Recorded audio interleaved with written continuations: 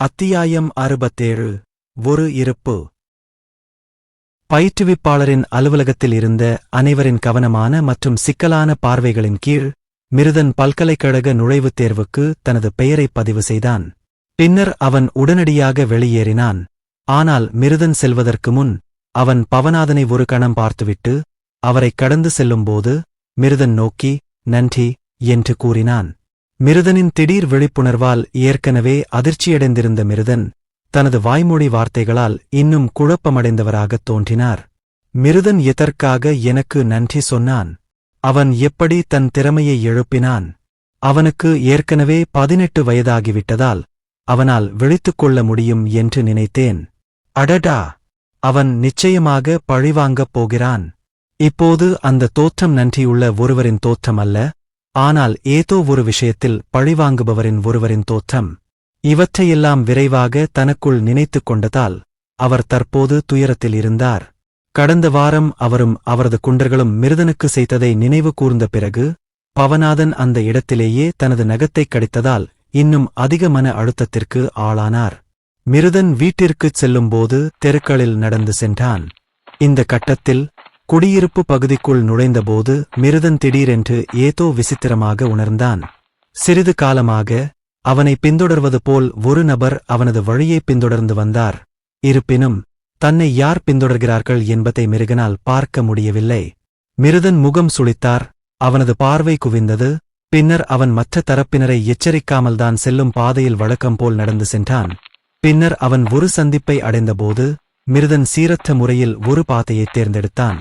மிக விரைவில் சில சீரற்ற திருப்பங்களைச் செய்து மேலும் சீரற்ற பாதைகளை எடுத்த பிறகு மிருதன் 2 கட்டிடங்களுக்கு இடையே உள்ள ஒரு பாதையில் நுழைந்தான். இந்த நேரத்தில் திடீரென எங்கிருந்தோ ஒரு உருவம் வெளிப்பட்டது. அது ஒரு மனிதனின் தோற்றத்தைக் காட்டியது. இந்த மனிதர்தான் கொஞ்ச நாளுக்கு முன்னாடி மிருதனை பின்தொடர்ந்து வந்த மாதிரி தெரியுது. இந்த கட்டத்தில் அவர் தொடர்பு காது கேஜெட்டுடன் பேசிக் கொண்டிருந்தபோது திடீரென தனது இயக்கத்தை மெதுவாக்கினார். மாஸ்டர், நான் அந்த குழந்தையைக் கண்டுபிடித்தேன். ஆம், நான் இப்போது அதன் வாலில் இருக்கிறேன். அவன் இப்போதுதான் ஒரு சந்துக்குள் நுழைந்தான். நான் அவனைப் பின்தொடர்ந்து கொண்டே இருப்பேன். அந்த உருவம் மறுபுறம் இருந்தவரிடம் தெரிவித்தது. சரி, அந்த பிராட் நம்ம சில்வர்மூன் குடும்பத்தைச் சேர்ந்தவனா அல்லது அந்த திறமையால் வெள்ளை முடி குணம் கொண்ட ஒரு சாதாரண விழிப்புணர்வா என்பதைச் சரிபார்த்து அவனுக்கு உண்மையிலேயே நகங்கள் இருந்ததா என்பதை உறுதிப்படுத்திக் கொள்ளுங்கள். மறுபுறம் இருந்தவர் கட்டளையிடும் தொனியில் கூறினார். புரிந்தது, இளைய ஆண்டவரே. நான் உங்களை ஏமாற்ற மாட்டேன். அந்த உருவம் மரியாதைக்குரிய தொனியில் பணிவுடன் பதிலளித்தது. உன்னுடைய திருட்டுத்தனமான மற்றும் கண்காணிப்புத் திறன்கள் மிகச் சிறந்தவை என்று ஜாக்கிடமிருந்து கேள்விப்பட்டேன். அதனால் உன்னிடமிருந்து சிறந்த முடிவுகளை எதிர்பார்க்கிறேன். அப்படிச் சொல்லிவிட்டு மறுபுறம் இருந்தவர் அந்த நபரின் தொடர்பு சாதனத்துடனான இணைப்பைத் துண்டித்தார். அந்த தொடர்புக்குப் பிறகு அந்த இளைஞனை தவறவிட்டு விடுவோமோ என்ற பயத்தில் நீண்ட நடைகளில் சந்துக்குள் நுழைந்த அவனை பின்தொடர்ந்து சென்றதால் அந்த உருவத்தின் வெளிப்பாடு தீவிரமாக மாறியது. அந்த எண்ணத்துடன் சிறிது நேரம் கழித்து அவர் சந்துக்குள் நுழைந்தார். இருப்பினும் சந்துக்குள் நுழைந்ததும் அவர் உடனடியாக குழப்பமடைந்தார். அந்த இளைஞன் முன்பு சென்ற அதே சந்துக்குள் அவன் நுழைந்தான். ஆனால் அவனால் எந்த இருப்பையோ அல்லது தன்னைத் தவிர வேறு யாருடைய தடயத்தையோ கண்டுபிடிக்க முடியவில்லை. சிறிது நேரம் யோசித்த பிறகு அவர் முணுமுணுத்தார். அவன் எங்கே போனான்? அவன் இப்போதுதான் இந்த இடத்திற்குள் நுழைந்தார் என்பது எனக்கு மிகவும் உறுதியாகத் தெரிந்தது. நான் தவறாகப் பார்த்தேனா? இல்லை, அவன் நிச்சயமாக இந்த வழியாகவே நுழைந்தான். பிறகு என்ன நடக்கிறது? இந்த இடமும் முட்டுச்சந்துதான். ஒரு நிமிஷம் இரு. இந்த இடம் முட்டுச்சந்து என்றாலும் இங்கே யாரும் இல்லை. அவன் இந்த கட்டிடத்தில் இருந்து குதித்தாலொழிய அல்லது ஒருவேளை அவன் இன்னும் அவராகவே இருந்தாலொழிய. கழுத்தில் இருந்து எழும் ஒரு குறிப்பிட்ட சங்கடமான உணர்வு காரணமாக அந்த நபர் திடீரென தனது கழுத்துக்கு அருகில் உள்ள பகுதியை பிடித்துக்கொண்டு பேசுவதை நிறுத்தினார். இந்த நேரத்தில் ஏதோ ஒன்று அல்லது யாரோ அவரது கழுத்தில் மிகவும் இறுக்கமாக சுற்றியிருப்பதை அவரால் உணர முடிந்தது. மேலும் அவர் முயற்சி செய்தாலும் அவற்றை அகற்றுவது கடினமாக இருந்தது. அடடா, என்ன நடக்குது? இங்க யாராவது இருந்தாங்களா? குக், எனக்கு உடம்பு சரியா தெரியல. ஐயோ, நான் கொஞ்சம் கொஞ்சமா சுயநினைவை இழந்துட்டு இருக்கேன். போதுமான காற்று இல்ல. எனக்கு காற்று தேவை. யார் இது? யார் இதை செய்கிறது?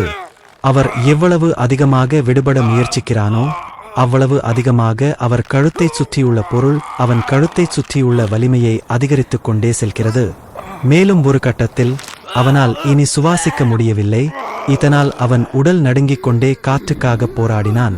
மேலும் அவன் கழுத்தைச் சுற்றியிருந்த பொருளை கூட சொரிந்தான். இறுதியில் அவர் போராடுவதை முற்றிலுமாக நிறுத்திவிட்டார். விரைவில் சுவாசிக்க காற்று இல்லாமல் போனதால் மயக்கமடைந்தார். அவர் கண்கள் பின்புறம் மேல் நோக்கிச் சென்றன. அவன் தளர்ந்து போனபோது அவர் கண்களின் வெண்மை நிறம் மட்டுமே வெளிப்பட்டது. இந்த கட்டத்தில் அந்த மனிதனின் கழுத்தை பிடித்துக் கொண்டிருக்கும் போது மிருதன் திடீரென்று வெளிப்பட்டான். பின்னர் ஒரு கணம் கழித்து அவர்கள் அவரை தரையில் இறக்கிவிட்டன. அவர் தரையிறங்கிய போது தட் என்ற சத்தத்தை எழுப்பினர். கடைசியில அவன் மயக்கம் போட்டு விழுந்துட்டான். இவ்வளவுக்கும் அப்புறம் அவன் மயக்கம் வராம இருந்திருந்தா நான் அவனைக் கொல்ல வேண்டிய கட்டாயம் ஏற்பட்டிருக்கும். ஏன்னா அவன் ரொம்ப வலிமையான ஆளாகத் தெரிஞ்சிருப்பான். இந்த ஆள் யார்? ஏன் என்னை பின்தொடர்ந்து வந்தான்? இவன் பவநாதனால் அனுப்பப்பட்டவனா? இதை நினைத்ததும் மிருதனின் முகபாவனை குளிர்ச்சியாக மாறியது. ஆனால் அதைப் பற்றி இன்னும் கொஞ்சம் யோசித்த பிறகு அவன் உடனடியாக தலையை ஆட்டினான். இல்லை, அது இருக்க முடியாது. பள்ளிக்கூடம் கொஞ்ச நேரத்துக்கு முன்னாடிதான் முடிஞ்சது. பவநாதன் ரொம்ப கவனமாயிருந்திருந்தா இவ்வளவு குறுகிய காலத்துல இந்த மனுஷனுக்குப் பின்னாடி அவரால இருந்திருக்க முடியாது. அப்போ இதுவா? மிருதன் ஏதோ யோசித்துவிட்டு, இது நிஷா என்ற பெண் போலீஸ் அதிகாரி அந்த திருடனைப் பிடித்ததற்கான வெகுமதியுடன் எனக்கு அனுப்பிய செய்தியில் குறிப்பிட்டுள்ள அந்த சில்வர்மூன் குடும்பத்தினரால் அனுப்பப்பட்ட ஒருவராக இது இருக்குமா என்று முணுமுணுத்தான். எப்படியிருந்தாலும் சுருக்கமாக உருமாறுவது செயற்கைக்கோளால் பிடிக்கப்பட்டு தேவையற்ற கவனத்தை ஈர்க்கும் என்று நான் நினைக்கவில்லை. என்ன ஒரு தலைவலி! அந்த நேரத்தில் அந்த திருடனை கொள்ளையடிக்க நினைத்தபோது இந்த நிகழ்வுகளின் திருப்பத்தை அவன் முன்கூட்டியே எதிர்பார்க்காதல் மிருதன் உதவியற்ற முறையில் பெருமூச்சு விட்டான். பின்னர் அமைதியாக மனச்சோர்வில் யோசித்தான். அத்தியாயம் 68 வெளிப்படுத்தல். சிறிது நேரம் யோசித்த பிறகு மிருதன் மயக்கமடைந்த மனிதனைப் பார்த்து முணுமுணுத்தான். இந்த நபரை இப்போது நான் என்ன செய்ய வேண்டும்? நான் அவரைக் கொல்ல வேண்டுமா? ஆனால் என்ன இல்லை, ஒருவேளை நான் அவரைக் கொல்ல வேண்டும். நான் அவரை இங்கேயே விட்டுவிடுவேன். அவரை அனுப்பியவர் அவர் தகவல் தெரிவிக்காதபோது என்ன நடந்தது என்பதைச் சரிபார்க்க ஒருவரை அனுப்புவார்கள் என்று நான் கருதுகிறேன். இந்த நேரத்தில் அவர்கள் அவரை இங்கிருந்து அழைத்துச் செல்வார்கள். எந்தவொரு நியாயமான காரணமும் இல்லாமல் மற்ற தரப்பினர் மீண்டும் என்னை பின்தொடர்வதைத் தடுக்க இது போதுமானதாக இருக்கும் என்று நான் நம்புகிறேன். எப்படியும் நமக்குள் எந்த பகைமையும் இல்லை. அதனால் அவர்கள் மீண்டும் என்னை பின்தொடர்ந்து வந்தால் நான் இன்று இருந்தது போல் அன்பாக இருக்க மாட்டேன். முகத்தில் குளிர்ச்சியான வெளிப்பாட்டுடன் மிருதன் யோசித்தான். அவன் இதற்கு முன்பு யாரையும் கொன்றதில்லை என்றாலும் அவன் கட்டாயப்படுத்தப்படும்போது பதிலுக்குப் பழிவாங்காமல் செயலற்றவராக இருப்பான் என்று அர்த்தமல்ல. இந்த வாழ்க்கையில் அவன் யாருடனும் எந்த எதிரிகளையும் ஏற்படுத்திக் கொள்ளவில்லை. ஆனாலும் ஒருவர் சாந்தகுணம் உள்ளவராக இருப்பதால் அவர்கள் பலவீனமானவர்கள் என்று எப்போதும் மக்கள் நினைத்துக் கொண்டிருந்தார்கள். இதனால் இந்த அனுமானத்திற்காகவே அவர்கள் எப்போதும் அவனை திட்டுவார்கள். அவன் வெறும் உயர்நிலைப் பள்ளி மாணவராக இருந்தாலும் கூட அவனது உயிருக்கு அச்சுறுத்தல் வரும்போது அவன் அமைதியாக இருந்து அவர்கள் விரும்பியதைச் செய்ய அனுமதிப்பான் என்று அர்த்தமல்ல. இந்த மக்களை எதிர்த்துப் போராடும் திறன் இல்லாதபோது அவன் அதை பாதுகாப்பாக விளையாட முடிவு செய்தான். அவர்களின் கொடுமைப்படுத்துதலைச் சகித்துக் கொண்டான். ஆனால் அது அவனை எங்கே கொண்டு சென்றது? அவர்களால் சித்திரவதை செய்யப்பட்டு இறுதியில் அவனை விரக்திக்கு இட்டுச் சென்றார். இருப்பினும் இப்போது அந்த கொடூரமான நிகழ்விலிருந்து அவன் விழித்தெழுந்ததால் இனிமேல் யாரும் தனது இருப்பைப் பற்றி லேசாக நினைக்க விரும்பவில்லை. இப்போது இல்லை, நிச்சயமாக மீண்டும் ஒருபோதும் நினைக்கக்கூடாது. அந்த உறுதியுடன் மிருதன் மயக்கமடைந்தவரைப் பார்த்தான். சிறிது நேரம் யோசித்த பிறகு தனது ஆடைகளில் ஏதாவது மதிப்புமிக்க பொருள் இருக்கிறதா என்று தேடினார். பின்னர் சிறிது நேரத்தில் அங்கிருந்து வெளியேறினான். சந்துவை விட்டு வெளியேறிய பிறகு மிருதன் தாமதிக்காமல் விரைவாக வீட்டிற்குச் சென்றான். இருப்பினும் அவன் வழக்கமாக சிறிது காலம் பள்ளியில் பயிற்சி பெறுவான். இருப்பினும் அவரது தற்போதைய பலத்துடன் அது இனி தேவையில்லை. எனவே இன்று சீக்கிரமாக வீட்டிற்குச் செல்ல முடிவு செய்தான். வீட்டை அடைந்ததும் முகத்தில் புன்னகையுடன் வேகமாக மாளிகைக்குள் நுழைந்தான். அம்மா!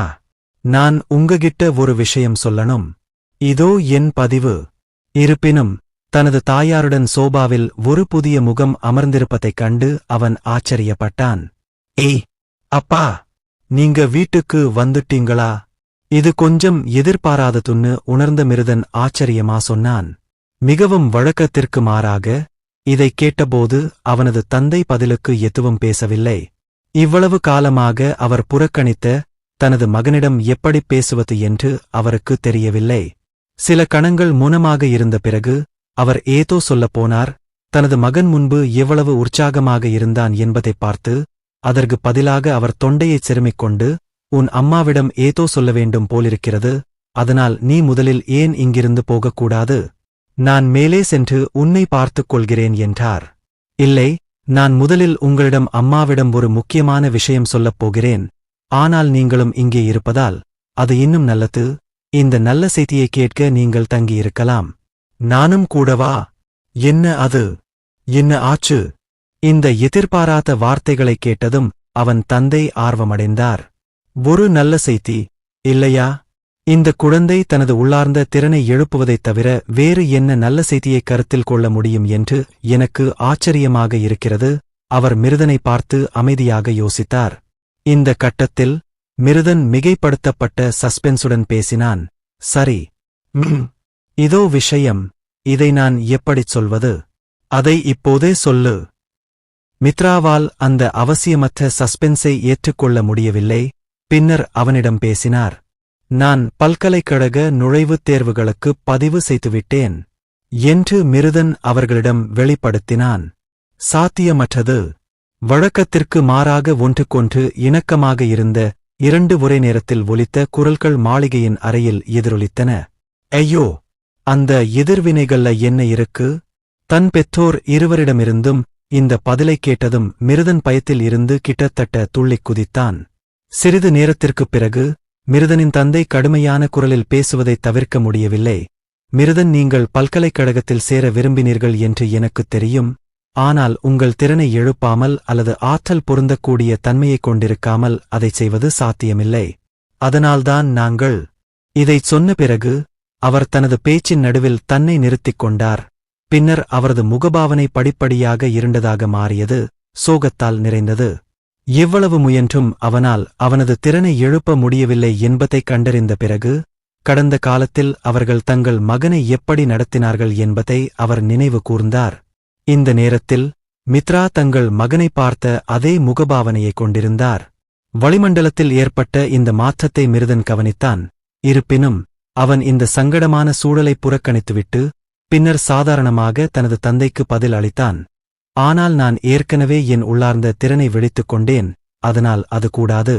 என்ன? இந்த முறையும் இரண்டு அதிர்ச்சியூட்டும் குரல்கள் எதிரொலித்தன. ஐயோன், உள்ளார்ந்த திறனை நீ எழுப்பிவிட்டாயா? மித்ரா ஆச்சரியத்தில் முணுமுணுத்தபடி தடுமாறினாள்.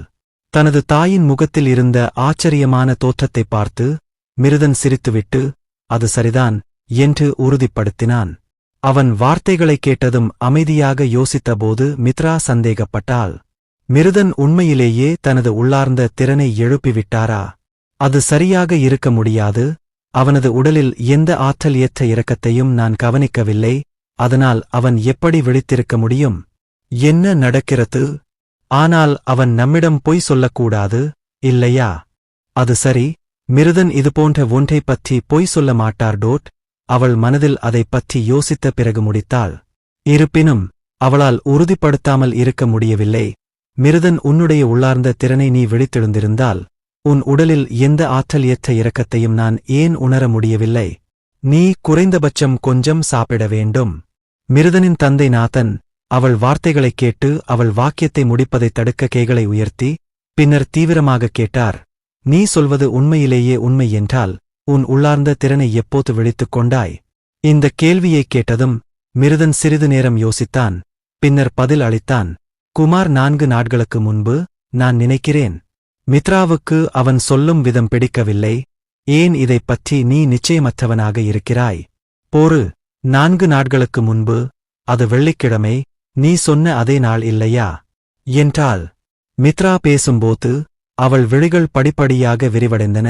அவள் விழிகள் விழித்தெழுந்தன. அவள் உடனடியாக பேசுவதை நிறுத்திவிட்டு மிருதனை ஒரு விசித்திரமான பார்வையுடன் பார்த்தாள்.